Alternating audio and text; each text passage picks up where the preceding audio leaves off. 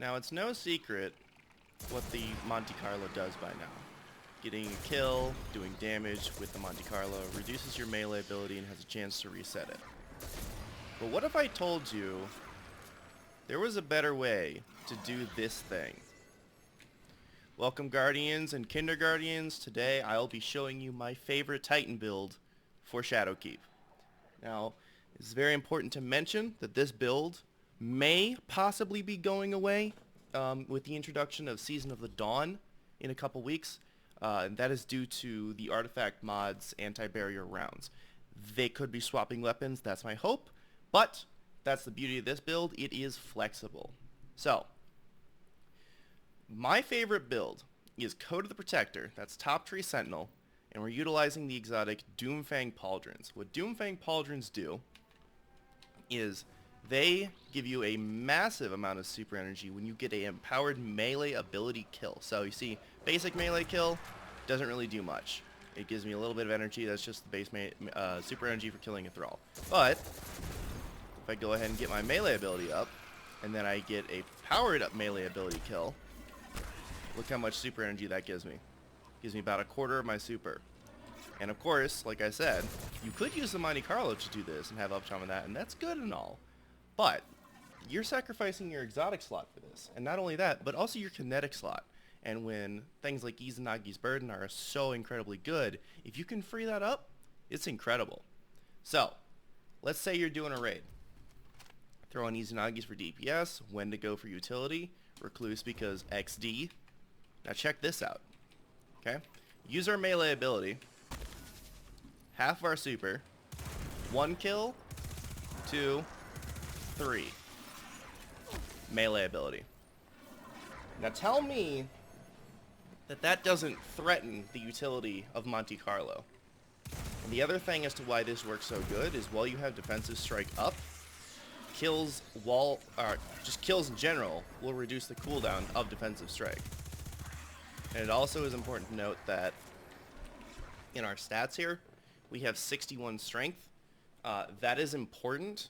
You can actually bump this down to 50 strength, and I'll show you that right here. So like say you want to put on a Circuit Scavenger for Glimmer farming.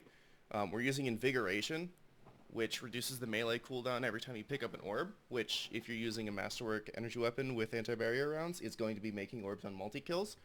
And the goal is to have your melee up every 3 kills, which you can do. So, pop our bubble, get a melee kill, 1, 2, 3. We just barely got it, and if we didn't, we could just pick this up. So let's go 1 lower. Let's drop off our strength mod on our chest piece here. Say we want to get some Hive Scavenger, or Biomonetizer for Glimmer from Hive. So now we only have tier 4 melee or strength. 1, so there's 1, 2, 3. Don't quite have it yet, just barely got it there. But if we didn't, we could run over and grab this orb, and it would give us our melee ability back. So this is an incredibly good combo. You can pop bubbles for your team so incredibly often that they will be very confused, and you will be incredibly impactful. And I love this build. So now I've shown you how it plays, let me go into the stats a little bit more. So this chess piece is probably the reason why I wanted to get this done and just really get building with this. I got this to drop beginning of season, and it dropped with a 66 stat roll. This just randomly dropped from the Vex Offensive, so it's just kind of, I got really lucky there. But as you see, I masterworked it, and this has no mod on it. This is just 78 stat masterworked. And I'm comboing all these stats with intellect, strength, discipline, whatever. Those don't really matter. It's really what comes down to your strength stat and the energy weapon that you're using. But the key here is Doomfang Pauldrons. These aren't the ideal Doomfang Pauldrons. These are actually just the collections roll. If you have an even better one, the energy does not matter because you're using loaders on these anyway. So you can just put on whatever. They pull Void from collections, which is nice because you can put sniper rifle loader on them just to make everything a little bit more snappy. I'm using enhanced SMG loader because we're using SMGs with this setup. You can use auto rifles with this, But I find that SMGs are, one, more enjoyable, and two, just they have higher damage output, and you can close the distance to make them work better. So that's why I like using this. A discipline mod, because we have all of our strength needs artificially substituted with ballistic combo and anti-barrier rounds.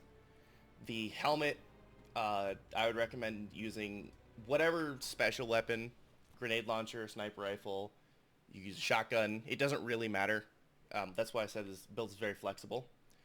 Strength mod on this, but like I said, you can kind of do whatever as long as you have between tier 3 and 4.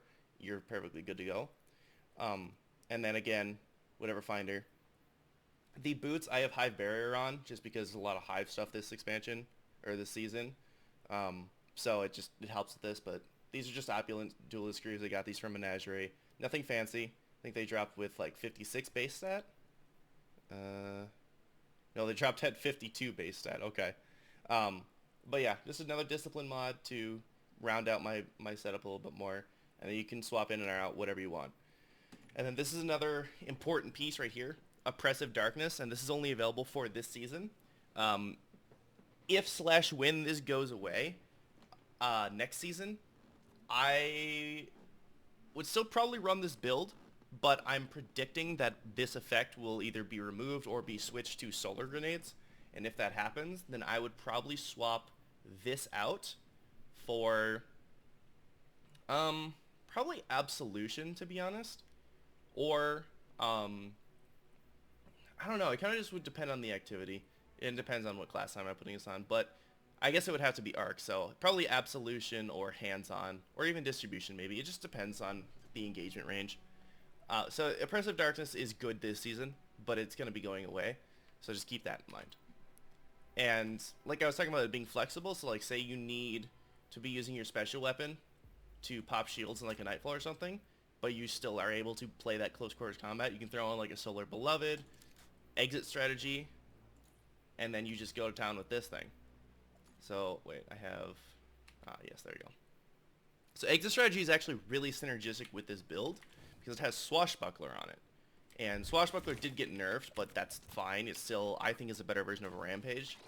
So you get a melee kill, you get Swashbuckler times 5, and you can just tear through shit. Like, look at that. And then it's just a super cohesive cycle of just permanently have tons of damage from all of your buffs, and your weapons a light buff, Swashbuckler. It's a super fun experience. Anyone playing Titan even a little bit, I highly recommend testing this build out and giving it a go, because you just get so much ability uptime. And it's such a great, well-rounded, super flowing experience. And as you see, you do it right, you can have a bubble up almost permanently. Like, that's insane. You have that much uptime on a super. But yeah, I'm gonna stop talking now. That's pretty much the whole build. I'll be getting a Warlock build out for you guys probably within the next week or so. Sorry for the late upload. I've been sick, so I've been dealing with that. And I'm still just barely getting over it today. So if you do like the video, feel free to drop a like, share it around, get other Titans running around with something other than just the Worm God build, which is fun. But this just kind of takes Bubble to a new level. Anyway, catch you in the next one. Peace.